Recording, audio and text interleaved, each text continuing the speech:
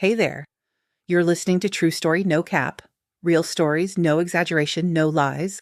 Just the raw, unfiltered moments life throws our way. Relax, lean back, and let's get started.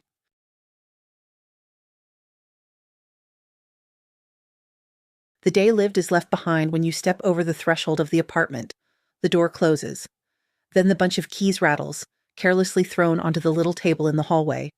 The coat or jacket takes its usual place on the hanger, which has been there since Alfie's grandmother's time.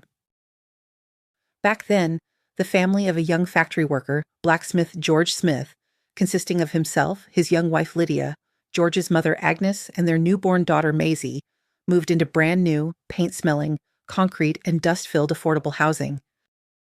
Grandfather George and grandmother Lydia are long gone. Their daughter Maisie has already had 3 children and grown old in the same place, though it's almost the center of a small town, and the 3 living rooms were still impressive. The stairwell smelled of paint. It was dusty, especially in autumn and spring. In summer, it was stuffy and hot, in winter cold. Out of the 3 rooms, Alfie was constantly only in the one where he had lived since he was a child. The other 2, his grandmother's bedroom and the living room, he preferred not to touch. He didn't change the furniture and didn't renovate. He generally tried to keep the door to the second half of the apartment closed, not to go in there, not to listen to its strange sounds. Everything here reminded him of a carefree childhood and youth. His grandmother's room was the furthest. Alfie rarely went in there even before. Towards the end of her life, his grandmother completely lost her mind. It seemed she was afraid of war or blockade, which she herself hadn't lived through. But by the head of her bed there was always a TV box, filled to the brim with reserves of cereals, pasta, sugar. On top, grandmother Lydia always placed feather pillows. She meticulously changed their pillowcases every week. Only after his grandmother's death did it turn out that she didn't just cherish the pillows out of simple cleanliness. When they sorted through her things and furniture, it turned out that grandmother Lydia had hidden specific sums of money in every sweater, every mattress, and every duvet cover. It was a pity this wasn't discovered immediately. The first 500 rubles were found by the eldest Ellie when she shook out and ripped open an old mattress. With this money, they gave his grandmother a decent burial, and there was some left over for the wake. That's what it means. She provided for herself. The large living room, the room in the center of the apartment, used to be a bedroom, a living room, and a dining room. Noisy companies gathered here: grandfather's friends, grandmother's friends, uncles and aunts. And then sisters' fiancés and husbands started appearing. For a short while, even children came. The liveliest feasts were held here. Wakes for unknown relatives and friends took place. New Year and all birthdays were celebrated. Guests slept here. Although the only sleeping places in the living room were sofas and a pull-out armchair, there was enough room for everyone. They slept on the floor, on inflatable mattresses, fitting onto blankets and throws. Alfie loved holidays and came. But when interesting guests he liked and who liked him were present, grandmother Lydia never missed an opportunity to boast about her grandson's achievements. Alfie boy got second place in the school French Olympiad. Alfie was given a certificate today for excellent academic performance. Alfie graduated from school with a gold medal. Our Alfie boy got into law school, just like we wanted, and on a scholarship without any tutors. At first, only his grandmother praised Alfie out loud. Later, with age, his mother joined in. And when he met Marina, oh, that Marina, everything with Marina started here, in this apartment, and ended here too. He didn't want to remember his beloved grandmother. He no longer liked immersing himself in the world of holidays, her childhood with many guests. It was hateful and disgusting. His grandmother, with 3 grades of education, was proud of every A he got. She didn't understand that these grades weren't for knowledge, but just because of his extraordinary intelligence. Alfie was simply a little smarter than an amoeba. He did his homework. He studied a lot. But when his grandmother and mother praised him, like now, he sometimes thought that his problems at work and in life were connected to this. Nobody praises him anymore for completed tasks, for the hurried cleaning he does at home. Nobody is proud of his simple achievements, which means there's no obligation to accomplish them anymore. Marina praised him too. She was proud of him at every opportunity. They met back in school. 2 classes were merged, and Marina became a student in 7th B. She seemed much older, wore a strict school uniform, although it wasn't mandatory. Her hair was always pulled back in a braid or ponytail. Only on rare school holidays, Did she allow herself a hairstyle with loose hair, held back on both sides with a band or clip? Her strands were always neat. She was known as a bookworm in class, and they didn't like her. But Alfie liked her right away. He especially loved her courage and confidence. Marina could argue with the literature teacher for half the lesson. The class would relax during this time, doing their own things, and Alfie would listen to Mrs. Thompson lowering grades on another dictation. Thoughts and memories involuntarily visited Alfie on particularly sad evenings, when he wasn't very busy with work or, conversely, was overloaded. Today was just such an evening. Alfie brought a stack of documents from work. He needed to read them, sort everything out, and then write the same volume of responses, opinions, questions. Happy weekends were out of the question, so now, quickly tossing off his jacket and shoes, Alfie dived into the kitchen and pulled out sandwiches from the fridge that were left from the morning. He quickly brewed tea and moved to his room, the only one where traces of human presence remained. He didn't want to wake up. His whole body ached. Yesterday he hadn't closed the window, wanting to air out the room, and had fallen asleep like that. A damp wind, joined by a fine rain during the night, had flown around the room all night. The windowsill was splattered with drops, and some got on the table. Alfie wrapped himself in the blanket, then burrowed into the throw as well. He didn't want to sleep, and he had no desire to get up. As soon as he lowered his feet from the bed, the world would completely engulf him, inevitably. Today, he would have to throw the throw onto the sofa, wipe the table and windowsill, make coffee, which he'd have to drink even without bread. After all the supplies were destroyed yesterday. This is how every day begins. Between morning and night, he'd have to somehow pass the time. Work with documents, go to the store, stare at his phone. Excellent plan, Alfie thought. But first the store and then the documents. He often spoke his plans out loud. Today he dressed in his home clothes, only taking down the jeans and hoodie that had been hanging on the drying rack since Monday. He smoothed his grown-out haircut with a comb. Instead of heavy boots, he wore sneakers. He slung his backpack over his shoulder and headed towards the store. He wanted to take a walk in the morning. Every now and then, raindrops fell from the sky. But this didn't spoil his overall mood at all.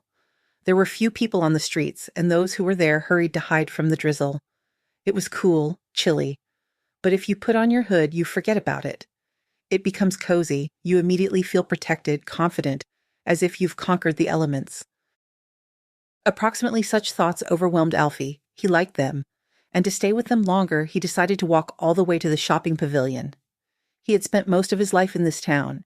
He had left for the capital for 3 years, improving his qualifications, but he couldn't continue working in the cool million-strong city. The huge distances scared him. The big buildings didn't let him breathe. The constant flow of people irritated him. It became unbearable. Having tried his luck, Alfie returned to his hometown, his native apartment. He was gladly accepted back at his old job. From this house, he had walked to school for 10 years, gone down the sidewalk, crossed the road. Every day he walked past a huge, long building on Pushkin Street. Then he learned that it was a house commune.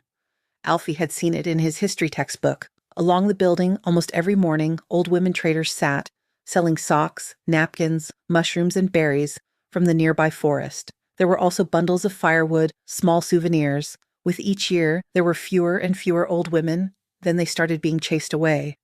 All this happened before Alfie's eyes. A 2-story barracks. Marina and her mother used to live here. At 8:10 in the morning, Alfie would already be standing under her windows waiting. Together they would go to school and then walk back the same way. When they started studying at the Institute, both having enrolled in law, they walked in a different direction, to Kommunistическaya Square. From there they took the 17th bus to the final stop, the Institute of Law. Now Alfie was also walking towards the commune, as everyone local called it. In his 36 years, the road hadn't changed at all, although several tobacco shops had opened and the entrance to the park had been improved. The building remained in place. Further on, a new coffee shop in a foreign style, a lounge area, a co-working space, and in the same building, the Matriona store from Alfie's childhood. And the sign was the same, and it seemed the same saleswoman, only older now. Again, a neglected 1-story building, the former corpus of the Forestry Academy. The doors here had been knocked out long ago. There were no windows. It was hard to tell if a human foot had ever stepped here. In the evenings, groups of young people gather here, who are now chased away from the renovated stairwells. In winter, homeless people often find shelter here. Many in the town know that the academy used to have its own bunker, and novice diggers or adventure seekers often look around the territory to get into the old shelters through the basement. Alfie had been here too. In 10th grade, he asked Marina out on a date. Not to the abandoned building, of course, but to a cafe. He had earned his first serious money then and decided to spend every penny on the girl he loved. The fact that she was the one he loved was beyond doubt, but expressing it eloquently, passionately, somehow never worked out. Marina always joked it off, saying they were too young to talk about love. And here was such an opportunity, romance, a cafe. She got ready for about 3 hours then, no less. Alfie didn't know this. He came to pick her up at the appointed time. Before that, she had driven her mother crazy. What dress to wear? Or is it better to go in jeans in this top? Marina chattered, trying on a short blue dress, then new school trousers. You don't go on a date in pants, her mother grumbled, and you'll freeze in that top of yours, get kidney problems. It's not May outside. With great difficulty, Marina found dark tights, put on a denim skirt and a fitted wool sweater. Her mother had knitted it. The question of her hairstyle was quickly resolved, but things were worse with makeup. Marina had both lipstick and mascara. Her mother allowed her to wear makeup but didn't know how to teach her. Marina redrew her eyeliner 10 times, then they both decided it was better without it. Then she put on mascara. Her eyelashes became unnaturally long and left marks on her eyelids when she blinked. Marina washed off the mascara. Her lipstick was pale pink, matching her skin tone. She decided to stick with lipstick and foundation. The foundation was too orange, giving her an unhealthy look. None of it was right. Finally, the lipstick. She had to give that up too, because she literally ate it off her lips due to nervousness. To hell with this makeup, she whispered to herself and leaned over the sink. She put on regular cream to protect her face from the wind. You look simply enchanting today, Alfie whispered to her, putting his arm around her shoulders. Oh, you haven't seen me with makeup yet. Marina, as always, joked it off. Alfie wanted to kill her for that. Why spoil it? He was trying to make everything beautiful, like in the movies, like all girls liked. But that was Marina. They immediately ordered dessert, lingered over it for a long time, drinking tea. Marina told him about her failed attempts to get dressed up, how she drew and washed off eyeliner, how she licked her lips and thickly applied lipstick. Alfie listened and couldn't get enough. He wanted to say everything that had been hanging over him for so long, a heavy weight of unspoken words. And so they walked out, cheerful, happy, heading towards her house. The sky had already clouded over and rain was falling in large drops, gradually turning into either hail or snow, expected for November in these latitudes. They almost ran across the square. The academy building had only recently been abandoned, and only the most resourceful had already taken a liking to it, and the boys had knocked out the windows with slingshots. Overall, it was a perfect shelter in bad weather. Let's stand under the roof, Alfie suggested. Let the hail at least stop. Marina agreed. They stood in the doorway, watching large hailstones mixed with drops shatter on the asphalt. A heavy hailstone shattered at Alfie's feet. He squeezed Marina's hand tighter and moved closer. This scene could easily inspire a poet or artist. Semi-ruined brick walls, an empty doorway against the sound of pouring rain. A couple, a boy and a girl, looking at each other. She looks up, he leans down towards her face. Just like that, without many words, soaked through, they were always together. I love you, and I'm not going to let you go. And if you laugh again... He took another breath. Please laugh. You can joke it off. I want you to hear this and always know it. I need you. He fell silent, either waiting for an answer or thinking about his words. And I need you, Marina said with a smile. But her eyes shone differently, not with a childish smirk, but with a too serious devotion, as if she had only been waiting for these words. And they didn't need loud speeches, beautiful dates, bright makeup, or ringing laughter. They just needed to be in the right place at the right time. Snow began to fall, mixing with the mud on the asphalt, but not melting completely. By Marina's house, the kids were already feeling the night frost. The wind changed sharply. Underfoot was an unclear mess, mud from the sides of the road, growing snowdrifts, still unfrozen puddles. Will you come in to warm up? I wouldn't mind some tea. Alfie grinned. And it will all happen. There will be tea, and pastries too. And there will be a timid but so long kiss. A cold bed with rough white linen. In the morning it will be the coziest in the world. In the morning you won't want to get up and remember that you're a school graduate with minutes to spare, not a hero of a romance novel. All this would happen. Or rather, it had happened. Now it was in the past. Alfie loves remembering that day and that year, a happy, carefree time. He dreamed that when he and Marina finished school, they could live like a real family. They would definitely move to his place. He would study and in the evenings work part-time with his uncle. His uncle was an electrician and already took small jobs. And then they would definitely get married. And how happy he, Alfie, would be when Marina said she was pregnant. Quiet family happiness. Naive fool, he often tells himself now. What happiness for you? What did you do to deserve it? But now he walks and involuntarily remembers that day, that kiss, those plans for life that will never be realized. Where the cafe used to be, there is now that same shopping pavilion, proudly named Palmyra. Opposite it is a children's hospital and some fast food joint inside a store with cheap clothes and cosmetics. And on the ground floor is a large supermarket. Alfie walked here mechanically. He tossed standard groceries into his basket, sausage, bread, kefir. After thinking, he took a bottle of cognac from the shelf. He didn't know if he would drink it, but his hand just reached for it. And he returned for cheese, a few apples, a pack of cookies, a lemon. He loaded everything into his backpack. The return journey no longer seemed so appealing. He got wet on the way here, and the air conditioning in the store chilled him. Now the hoodie wasn't cozy, but nasty. He wanted to get home quickly. Alfie left the store, walking quickly towards home. He found himself on the academy side again. He stepped into a puddle in his sneakers and stopped for a second to shake them off.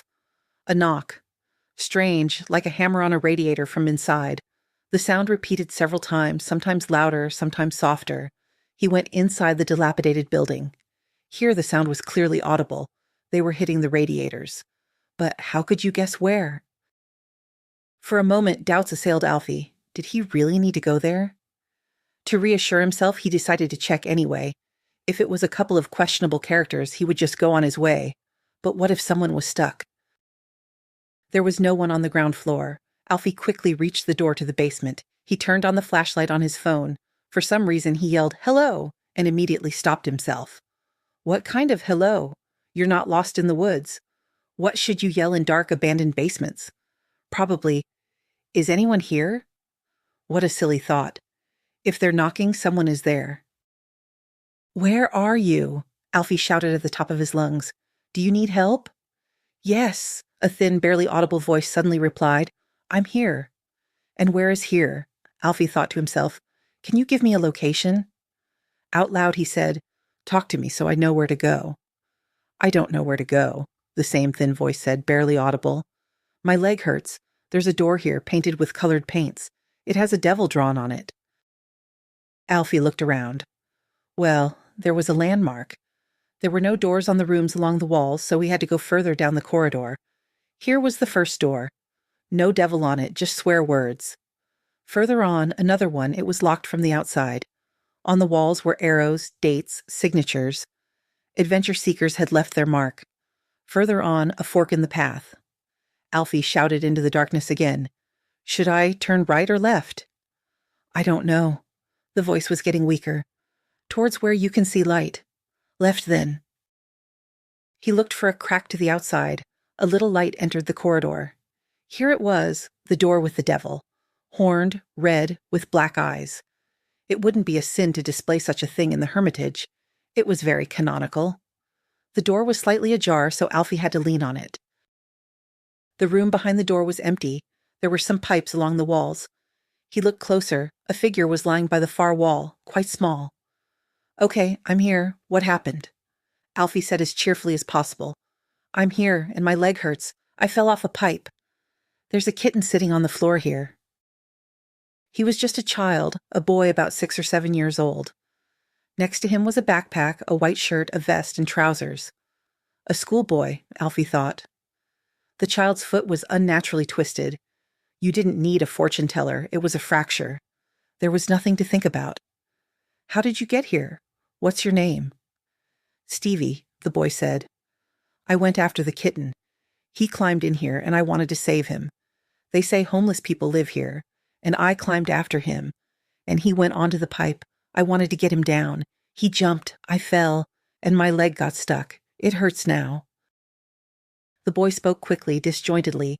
His voice trembled, his face was tear-stained and very hurt. "Hi, Stevie. I'm Uncle Al. I'll help you now. Let me carry you out of here. Your leg seems to be broken. We'll have to go to the hospital." The boy got scared. "Oh, Mom will be upset." Fancy that, Alfie thought. He's thinking about his mother, about the kitten, but he didn't react to his broken leg. "We'll call a doctor now, and he'll tell us if you need to go to the hospital or not. And I think Mom will just be happy that you're okay. Come on, come here." Alfie held out his hands to pick up the boy. Alfie carefully examined the broken leg, as gently, even as tenderly as possible. He instantly understood that the situation required immediate intervention. The child was clearly in pain, but he was holding back tears. Alfie's nerves, however, were starting to fray. He barely remembered his first aid lessons. He knew not to disturb the injured limb. Just in case, he decided not to touch it at all, so as not to make it worse. He understood that he needed to get the boy out of here as quickly as possible. "Uncle Al, please take the kitten. When I get out of the hospital, I'll definitely persuade Mom to keep him." The boy almost started crying again, so Alfie hurried to reassure him. "We'll find your kitten. Where did you see him?" "He's here. He didn't run away, I think. I closed the door on purpose so he wouldn't hide." Alfie looked around more carefully. On one of the pipes, the unfortunate kitten was indeed still sitting. Ginger, with droopy ears. He tucked in his paws, covered his tail. His eyes were full of pleasure. Alfie stood on one of the pipes and gently picked up the kitten. It didn't resist, calmly went into his arms. "Put him in my backpack so he doesn't run away," the boy decided. Alfie hugged the child, holding him carefully despite his weight. With each step upwards, he felt a growing responsibility, searching for something in this forgotten place. Just like that, with 2 backpacks on his shoulder, a cat, and a boy, Alfie emerged into the daylight. From here, he decided not to call an ambulance, but to take the boy directly to the hospital. It was faster on foot. After handing Stevie over to the doctors in the emergency room, Alfie left his phone number at the reception and was about to go home. The boy's mother had already been called and immediately rushed to her son. Stevie patiently waited for her arrival on a couch right in the corridor. Nurses kept appearing next to him. "Uncle Al!" the boy shouted. Alfie walked over and nodded. "Uncle Al, just tell me where to pick up the kitten. When I get better, I'll come for him right away. My phone number is at the reception. Tell Mom to call me. And will you come visit me?" "If you want, I'll come." "You must come." Stevie brightened. "I'll name him Churchill." "Better Chubais," Alfie grinned, but the child probably didn't understand his strange humor. Besides work, this 4-legged happiness had fallen upon him. Alfie loved animals. Before, when his mother and grandmother were still alive, there was a constant parade of cats, puppies, hamsters, and even pigeons in their house. They felt sorry for everyone, fed everyone. Alfie consciously didn't get pets. He didn't have time to take care of them. And now he had one, Churchill. The kitten slept, ate, ran around. In the evening, Alfie sat at the table, buried in his laptop. The kitten settled on his lap and purred. It suddenly felt so warm, so pleasant. Having calmed down, Alfie decided that he should visit Stevie after all. Stevie had already been moved to a ward. He was half sitting on the bed looking at a book. Besides him, there were 3 other boys. One had parents sitting with him, another had an elderly woman, probably his grandmother. Another boy was packing his things, apparently going home. Stevie's bed was directly opposite the door. Alfie took a few steps toward the boy who had been distracted from his book. "Well, hello. How are you feeling?" Alfie smiled. "Hi," the boy beamed. "How's Churchill?" "He's fine, running around like crazy. How about you? Broke your leg?" "Mom says they'll let you go home soon, but you'll have to lie down a lot. She went out to talk to the doctor now, so they'll let us go home sooner. She'll be back soon. And when they let me go home, we'll come for the kitten. Mom already agreed. She was even happy." Stevie spoke just as quickly, trying to tell everything in one breath. "Well, how are you doing, little one? Didn't get bored?" a voice said behind Alfie, and he turned around. A woman walked up to the bed. She leaned her hands on the back, looked at her son, and then at Alfie. A round, slightly tanned face, glasses in thin frames. Dark hair, held back by a clip, fell from her shoulders. She was strictly dressed with a hospital gown over her suit. It wasn't difficult to recognize Marina in this woman. She hadn't changed, only looked somehow bigger. Perhaps the jacket and gown gave her that appearance, or perhaps her slight stoop had straightened and her shoulders had broadened. Alfie was momentarily flustered, cleared his throat, and asked, "Marina, how are you here? Did you come to see your son? I didn't expect to see you." "So you're Uncle Al who saved the kitten? It turns out Alfie grinned. Marina's tone seemed condescending, even friendly. "Mom, do you know Uncle Al?" Stevie watched curiously. "Yes, he's my classmate. We even studied at the same institute." Alfie looked at Stevie. "We were friends for a long time, actually." Marina quickly told her son that he would be discharged the day after tomorrow and wouldn't be going to school for a while. "I'll go then. I still live in the same place.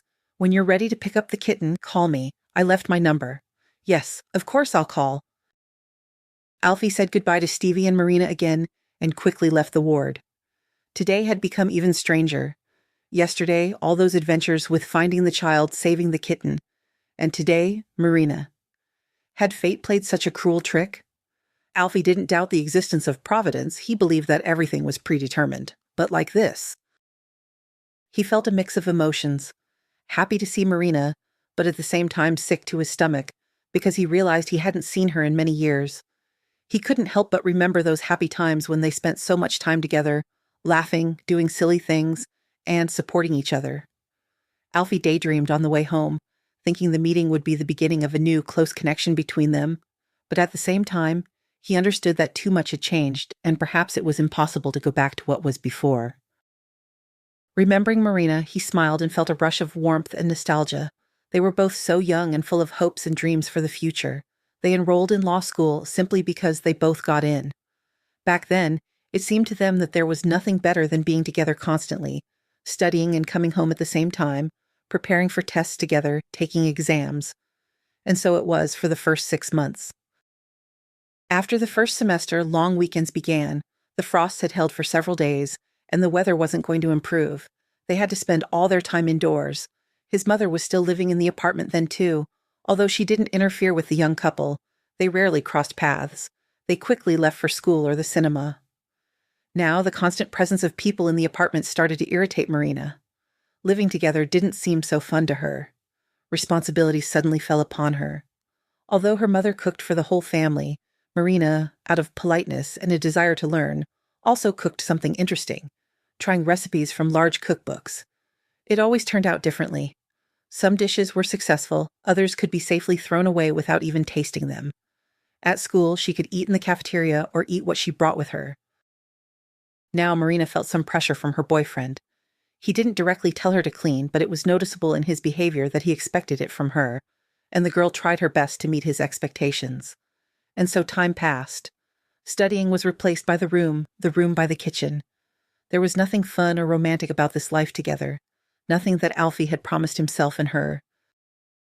Sometimes she thought that this was what love was like, practical, without unnecessary tenderness. Everything as an independent woman would want. A relationship without excessive passion and romance, without scandals and long arguments. Simply, everyone had duties and obligations. The main thing was to do everything according to the rules, then there would be happiness. At other times, thoughts visited her that Alfie was simply using her. Notes for him, sometimes she wrote them. And what about him? Sometimes gifts on very rare holidays. It even happened that he forgot to congratulate her. With each day, such thoughts increased, but they continued to live together. Marina also maintained order, cooked. There were also thoughts that this was how it would be now, perhaps for the rest of her life. Marina would continue to submit to duties and live without love and passion. She adhered to the rules and accepted her fate, but in her soul, she felt emptiness and dissatisfaction. She dreamed of more, of real love and a feeling of happiness. All her thoughts and doubts she continued to endure, for such was her reality. She, Marina, an excellent student, one could say, a beauty. She had so many ambitions: to study law, become a prosecutor, wear a blue uniform suit, and handle court cases. She wanted to go to work from 8 to 6, 5 days a week, come home, to a large armchair with a throw, taking off her high heels on the way, feeling her legs relax. She would throw the throw over her knees, take a book or turn on the TV. She would cook what she wanted or order food delivery. She would brew tea, drink it slowly, looking out the window, changed into soft home pajamas, a huge bed. Marina dreamed of a large bed with a carved headboard and a canopy, like a princess. She would fall asleep and in the morning go back to work. Marina's weekends would be just as measured. Walks in the fresh air, then she would pop into a couple of shops. She would buy herself puzzles or embroidery to occupy her evenings. Simply a dream vacation. And in the summer, she would go to the sea. Living far in the north, she didn't know what the sea was like until she was 20, but she longed for it. Her grandmother, who used to live by the sea, a cool Baltic one, told her about it. It rages, it is boundless, it attracted, it enveloped. Marina dreamed of the sea. Alfie suddenly invited her during the summer holidays after their first year. They had a whole free month after the session in practice. Marina agreed, but it turned out to be quite expensive. But they went on the upper side berths of an old third-class carriage with huge backpacks. They took everything they could so as not to buy things there, not to spend money. They stayed there for 5 days. They lived in a tent between a sanatorium and a wild beach. Every day they went swimming. Once they climbed a mountain, they had a boring holiday. But for Marina, it was magical. She didn't want to be anywhere but by the sea. To lie, sunbathe, swim. There they didn't quarrel, they didn't share anything. They just enjoyed the rest as much as they could. And after that trip, Marina knew for sure she would go to the sea every year, with money. She wanted to drink coffee in a seaside cafe, eat all those southern fruits, go on some excursion. They went to the sea again during the holidays. Then they could afford an inexpensive hotel and coffee on the shore. After all, Alfie fulfilled her dream. He was the first to show her the sea in all its glory. Alfie returned to the apartment puzzled. His past feelings didn't just stir, maybe to St. Petersburg or Moscow, or maybe south to the sea. Something incredible happened today. She was here. She had a son. He went to school here. That meant she'd been in town all this time. In such a small town, he had never met her. If it hadn't been for yesterday's incident, he would never have known. He reasoned this way, sometimes out loud, sometimes in his head. Well, she was here. What next? Will you run to confess your love, that you were wrong, that you were a complete fool? She probably has a husband, too. Do you think she'll forgive you now, throw herself around your neck, cry with happiness, and you'll live happily ever after? So why didn't she rush to you in the ward if she missed you? And why didn't you rush to her? You could have at least said hello. What will you do now? The doorbell pulled him out of his thoughts and reasoning. Alfie flinched. He put out and then threw away his cigarette. Could it be Marina? Yes, she was standing on the doorstep with her umbrella open. So serious and businesslike. She didn't fit into the decor of this apartment. She was too young for it, too. Now she wore high-heeled boots. Before, her mother didn't allow it, so she wouldn't look short next to her daughter. Now the black patent leather boots added another 10 centimeters to her height, lengthening her legs in narrow trousers. A narrow, fitted burgundy raincoat shone with raindrops, a scarf. She never wore hats before, saying her face was too round and she looked like a mushroom. But now she had found a solution, an elegant beret. Alfie stared at her for an impolitely long time. He didn't immediately remember that he needed to invite his guest into the apartment. Will you come in? He invited her with a gesture. I came to say thank you. Marina stepped over the threshold of the apartment. Alfie saw a painfully familiar scene. Here she was, Marina. Just as before, she took off her raincoat first, then her beret, shook off invisible dust particles, adjusted her trousers, put down her bag. I'm so glad you were there. Stevie is such a handful. She paused. He climbed into the basement, said he wanted to save a kitten.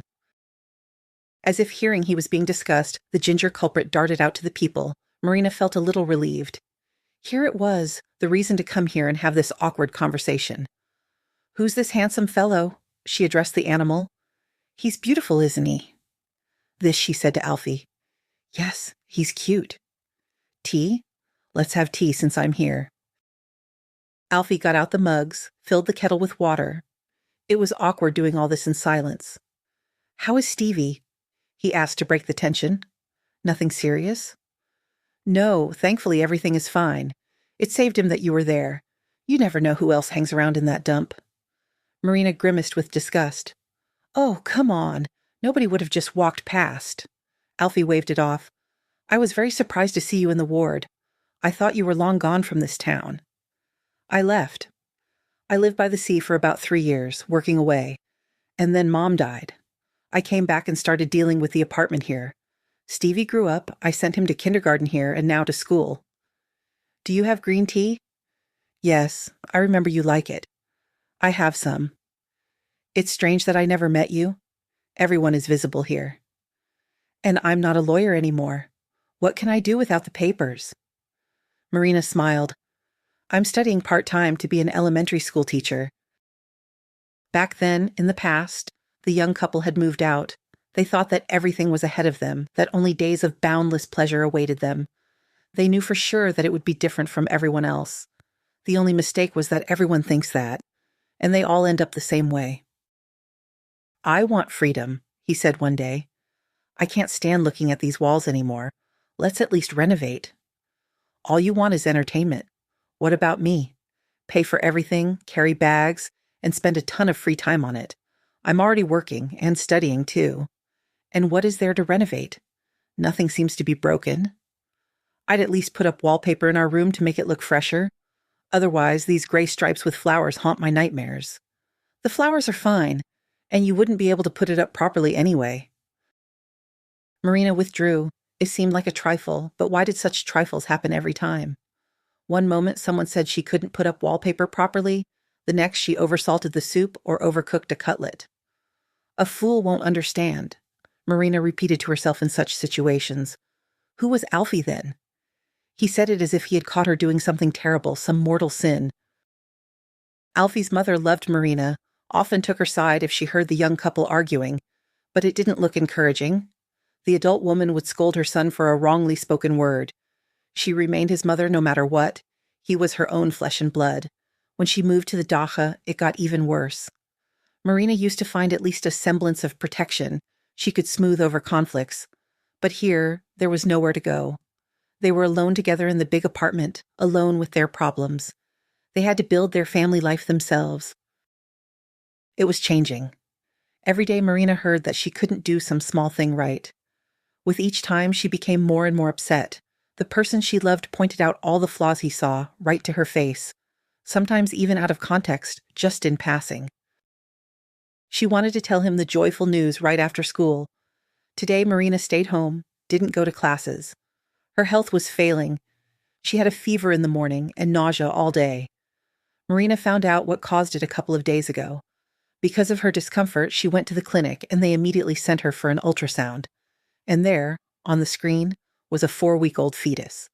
A completely indistinguishable spot on the screen for Marina proved that the discomfort would last for a long time. She didn't tell Alfie right away. There was no suitable occasion. He was staying late at work, wanting to get as much done as possible, looking for materials to supplement his thesis. And today, he was supposed to come right after classes. His mood was clearly not conducive. He got under the covers.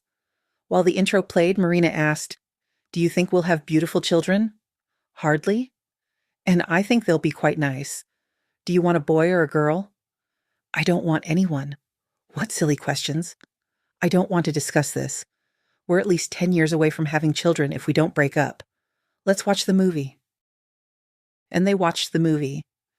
The idea of telling him about the child no longer occurred to Marina, but another one did.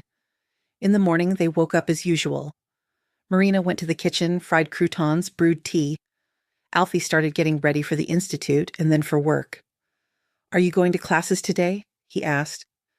"No, I'll go to the clinic today, get a sick note. I still have a slight fever." "I'll be back around 7. Call me if anything happens." And they said goodbye at the door as usual. Marina closed the door and went to the room. She changed, took a black travel bag from the sofa drawer. At the bottom, she put 2 jackets, several pairs of trousers, sweaters, and 2 shirts. She packed a small handbag, took cosmetics from the bathroom, a few bottles of her perfume.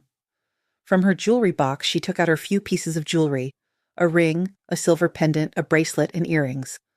Her father had given her the ring shortly before he died. Now it was too small, so it hung on a chain. Marina sometimes wore it around her neck. Alfie had given her the pendant and earrings right after they started living together. The bracelet was from Alfie's mother, a talisman with her zodiac sign. She twirled the jewelry in her hands. Marina put on the chain with the ring, put the rest back in the jewelry box, and returned it to its place. She sat down on the bed and took out her phone. She scrolled to the contact Alfie. He was still listed as Alfie. She never wanted to save him as darling or sweetheart. Even more, she was annoyed by the hackneyed bunny, kitten. She pressed delete. The contact flew into the trash, and the trash was immediately emptied. Marina stood up, exhaled, and left the apartment with the bag. The same day, she submitted her application for withdrawal. Just like that, 6 months before graduating from the institute, due to personal circumstances. They promised to send the documents by mail to her address of residence, but whose address was unclear. Marina had stopped by her mother's house before going to the institute, leaving the bag there. Her mother wasn't home. That was good. Her mother wouldn't have understood everything that was happening. In time, of course, everything would have worked out between them, and her mother would definitely have helped with the child.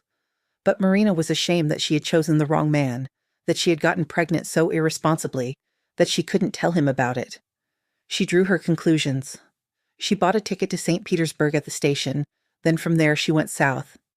Now everything was behind her, except for her own feelings. Marina came back 2 days later.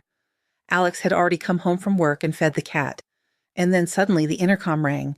She was alone, feeling nervous. "I came for the cat." They put the kitten in a carrier. She was about to leave. "I wanted to thank you again for Stevie. You saved the most precious thing I have. Is there anything I can do for you?"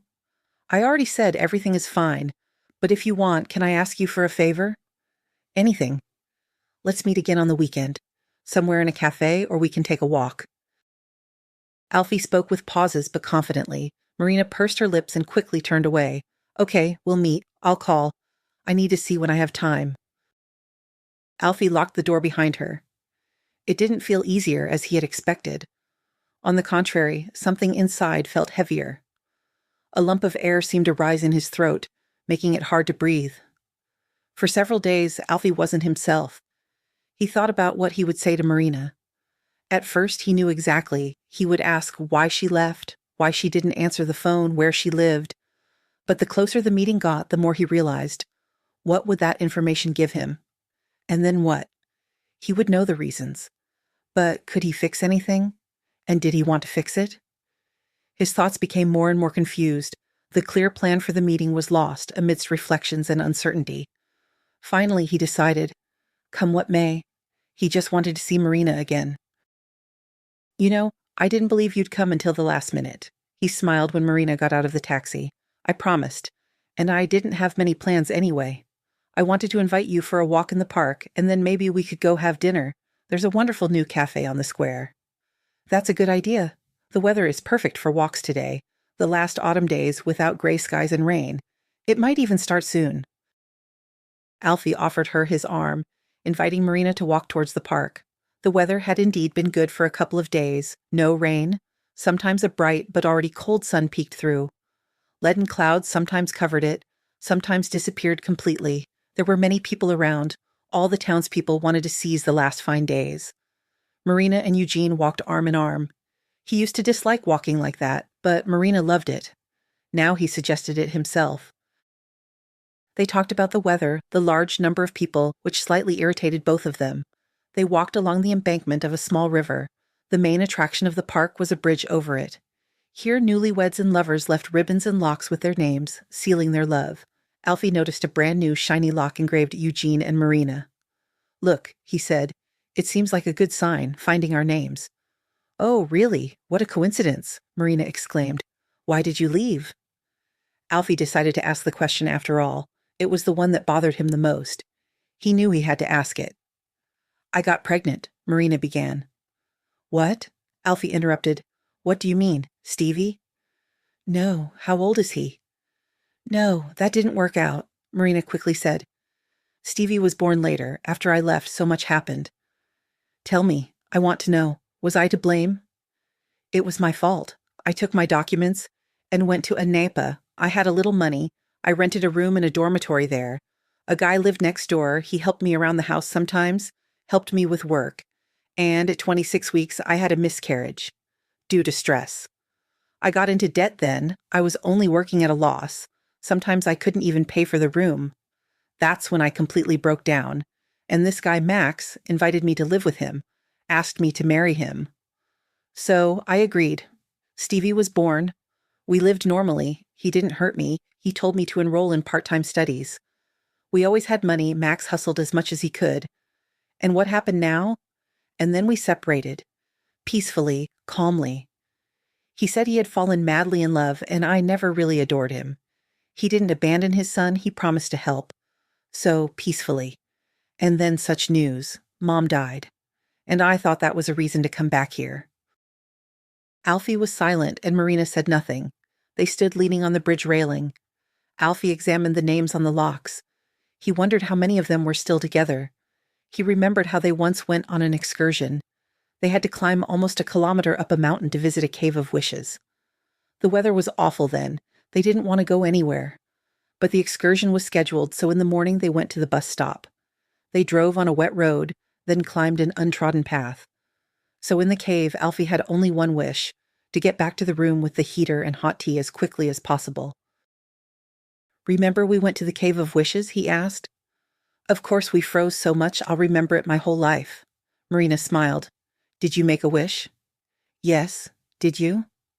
"I wished to get home as quickly as possible. I was freezing cold then." "Well, fancy that. It came true right away. Remember we canceled half the route because of the fog?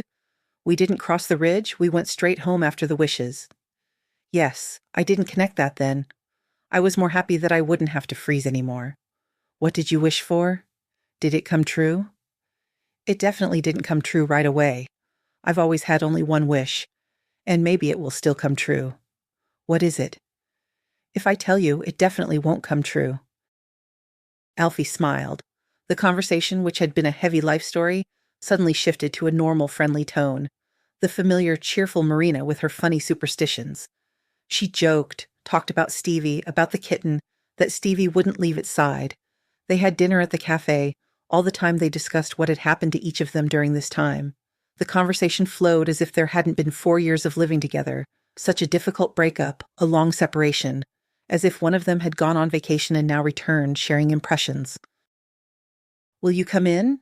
Alfie asked when they were passing the abandoned academy. "Do you think that's a good idea?" "I know it's a good idea. I already lost you once because of my foolishness. Don't think now is the right time." "And I think, on the contrary, we missed the right time long ago." She had traveled on the train for a long time. She had very little money with her, everything she had managed to earn. The direction wasn't very clear. Before, she had only been to southern towns as a tourist, and St. Petersburg was something incomprehensibly mysterious to her. She had thought before about what she would do if she had to live in such a big city. The first horror for her seemed to be the distances. In the town she was leaving, you could cover the longest bus route in an hour and a half. The thought that it could take an hour to get to work on the fastest transport didn't fit into her head. The second horror was the number of people. She would get a job and there would be a 25-story building and hundreds of people on each floor. How could she remember everyone? The mysterious crisscross courtyards, the noisy avenues scared her. No, Marina definitely didn't want to go to the capital. The hustle and bustle didn't attract her. But she liked the summer excitement of Primori. There were also many people there, but they all seemed down to earth, like one of her own, as if everyone knew you by name and would come up and say hello any minute. Life always reigned there. There were always people there, some replacing others. It was towards this very coast that Marina was heading. She arrived early in the morning. She immediately went to look for housing. There was an announcement on an old dilapidated house. Room for rent. This house was built back in Soviet times for specialists of some factory. Marina even participated in the construction from the factory. Nobody ever got the apartments, but the former workers remained after the collapse of the Union, each with their own small room. The house was corridor type. On both sides of the entrance were doors to apartments. Some were one-room apartments. People were lucky. They got a ready-made apartment in ownership. Marina had a standard 2-room apartment, but each room had its own owner. The kitchen and bathroom were shared. There were also 3- and 4-room apartments. The system was the same there. Living in a two-room apartment was quite convenient. Her neighbor Max was a young guy. The room belonged to his mother. When she died, he stayed. He paid attention, helped her carry out the old sofa and assemble a new one, did repairs in the apartment, fixing the electricity, changing the faucet. This had to be done very often. The house was built in a hurry, the materials were not the best. Pipes burst repeatedly. One New Year, Marina and Max celebrated in jackets and by candlelight. Not because it was romantic, but because the power was also out in the entire area due to an accident. Marina moved in and slowly started to settle into the little room. The landlady, a very kind woman, left the girl all the appliances, old towels, and even a set of new bedding. And Marina started living alone, for the first time in her life, without anyone's help. She wanted to get a job, but when they found out about her condition, they politely refused. She took a temporary part-time job as a sales assistant. The work was hard, the pay was low, but it was on time, and it was enough for her. The only thing that scared her was the thought of the upcoming birth. No one would give her maternity leave. She would have to wait for the minimum subsistence allowance, that allowance. With each day, this thought became clearer in Marina's mind. That day, she came home from work particularly exhausted. She had been carrying boxes from the warehouse, running up and down stairs. Without changing, she collapsed onto the bed. She wanted to close her eyes and pass out right away, but she felt a heavy weight in her lower abdomen. Everything was pulling and aching. She was very thirsty. Marina tried to get up to go to the kitchen for water, but the movement suddenly brought on sharp pain throughout her body. She got to her feet, opened the door, and took a step into the common corridor. Max caught her halfway to the kitchen. She hadn't even noticed that she was screaming in pain. He called an ambulance. He met her from the hospital and was with her every day, saying that what had happened was not a sentence, that she needed to live on. And she lived. Not with him, but just nearby. Max stayed overnight more and more often, and then they completely combined their apartments. So much happened during that time, good and bad.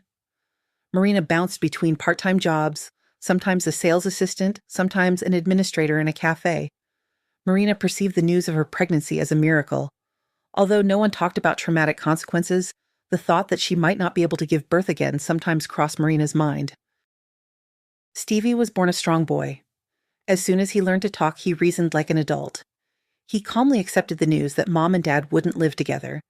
He only asked Max, "You'll still love me, won't you? Maybe even more? And I'll pick you up for holidays." She was in this apartment again. Everything was the same here, just as she remembered it. But something had changed. Outwardly, it was not noticeable, but stepping over the threshold, she immediately felt it. It had become empty here. Too much free space. Everything felt so uninhabited. There was no human warmth in this apartment. A dark corridor, the kitchen was just as dark a room. The windows always blocked the light here. The light that Alfie turned on here every evening was a pathetic imitation, a parody of the sun. And then she came. Stepped onto this floor again, and waves of warmth and sunlight seemed to emanate from her. The hanger where her raincoat hung lit up, the shelf where her boots stood. She walked down the corridor, leaving a trail behind her, as if a sunbeam followed her everywhere. Alfie let her go ahead and fell under these almost magical charms himself. He was captivated by how she managed to fill these stuffy corners with air, how she managed to touch things and immediately fill them with life. She took a cup of tea and its aroma spread throughout the kitchen, as if she was dispersing it with her breath. Her cup clinked against the saucer, but she continued to hold the thin handle. Alfie touched her fingers with the back of his hand, enclosed her hand, brought it to his lips. She smelled of something sweet, cream, probably, and she also smelled of cold, steam from the tea, the fading autumn. She was so beautiful now, the abandoned apartment had become so bright. Marina went into the room, walked up to the table, and leaned her palms on it. She looked out the window, thinking about something. It was getting dark outside, the wind was cold, rain was falling, and behind her was Alfie. He quietly walked up close and put his arms around her shoulders, so quietly, as if afraid to scare her away, or perhaps trying to remember every second of it. Before she turned around, he managed to say, "It was my fault." In the morning, she left. She had her own home, a child to take care of, a job, and now a cat. Now no one held anyone back, no one begged them to stay for long. They didn't linger in bed, delaying the last morning minutes. He didn't ask when they could meet again. if a meeting was even possible. He walked her to the door, put her in a taxi. He himself needed to collect his thoughts, finish the work left for the weekend. How tired he was of this aching feeling of uniformity in the apartment. After she left, everything became dark again. On some things, the smell of her hands still lingered, and it seemed particles of the light that had streamed behind her yesterday. But the rest was just as gloomy and empty, a cold, empty apartment. Eugene opened a real estate website called an agency. I want to sell my apartment. 3-room, central location, 72 meters. The building is old but not scheduled for demolition. No renovation. I want to sell as quickly as possible. The girl on the other end of the line said something about a discount, about how the apartment could be sold faster by paying for promotion. They agreed on noon. An agent arrived with a couple of other people. They wrote something in a notebook, then on their phones. They signed the documents, took a deposit for their work, and left. And Eugene himself couldn't believe he was doing this. But he knew, if he hesitated now, he might miss everything again. 2 weeks later, a family was found. They came to see the apartment, asked why there was such a discount, why it was being sold urgently, and, convinced that the building wasn't falling apart, they agreed to buy it. He called Marina the next day and arranged to meet in the same cafe in the evening. Please come, there might not be another chance. Only later did he think he might have seriously scared her with those words. Who knew what she might think? But on the other hand, he had said the right thing. There might not be a new chance. He worried in vain.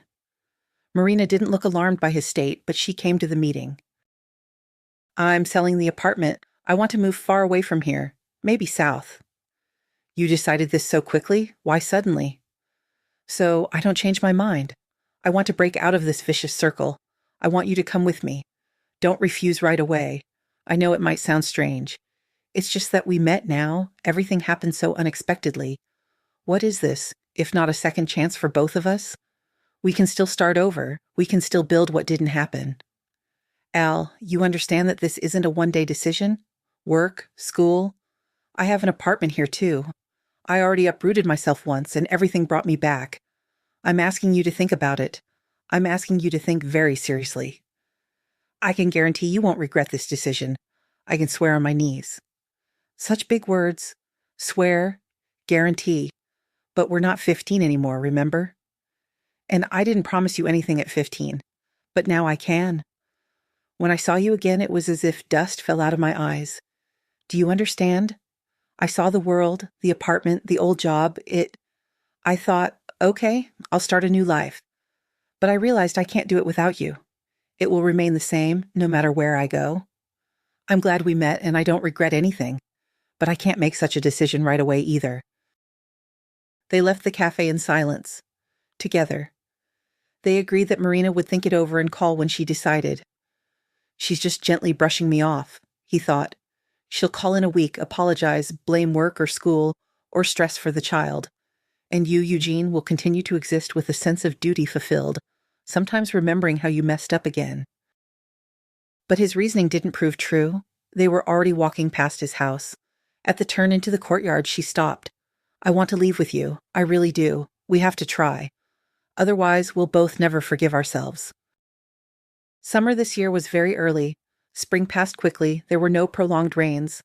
There was almost no winter either. In all 3 months, Marina didn't even wear her winter jacket, managing with a windbreaker. They had to turn on the air conditioning. The house got so warm that it was unbearable to be inside even at night. Their house was big but cozy. On the first floor were the living room, kitchen dining room, and children's room. The living room was furnished with soft armchairs and a small sofa. It was always cozy and bright here. A modern kitchen for cooking quickly, not wasting time. In the dining room, the walls were paneled with wood, and the windows opened directly onto the terrace. The terrace was good for relaxing in spring or early autumn. In summer it was a bit hot, but comfortable at night. This was their family's favorite spot. Eugene worked here in the evenings. Marina would join him if he stayed up late. She would sit next to him on the small sofa. From the terrace they could see the clearing near the house, the nearby woods. Their house was on a hill. The light from the streetlights below allowed them to see a piece of the sea. They didn't go to the sea here. It was for tourists. From April to November, everything was crowded. The bay was always dirty. They drove about 50 kilometers from the house to a guest house. They rested there not only from work and household chores, but also from tourists and neighbors. Eugene took 2 days off. They decided to spend the weekend on vacation. Eugene knew a beach where there were rarely any tourists, but the sea was shallow without sudden drops. The water was clean. Stevie was always happy about joint trips for relaxation. He stayed in the sea longer than he should have, and upon returning from the beach, Eugene would buy him ice cream or cotton candy. They walked in the coastal parks, on the embankments. In the evening, they went to local markets. Now they were lying on towels with Marina. Stevie was splashing near the shore. "I wish to spend the rest of my life with you," Marina suddenly said. "Every year and on every birthday." "Why did you decide to tell me now?" Eugene smiled slightly. "It came true. Now I can."